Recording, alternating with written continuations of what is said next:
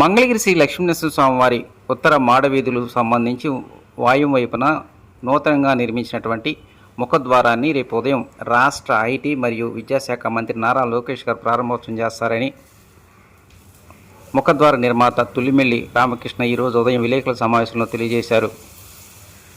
దాదాపు 30 లక్షల రూపాయల వ్యయంతో నిర్మాణం జరిగినటువంటి ఈ ముఖద్వారానికి సంబంధించి మంత్రితో పాటు రాష్ట్ర బీజేపీ పార్టీ అధ్యక్షురాలు పురంధరేశ్వరితో పాటు పలువురు నాయకులు హాజరవుతారని ఈ సందర్భంగా ఆయన అన్నారు.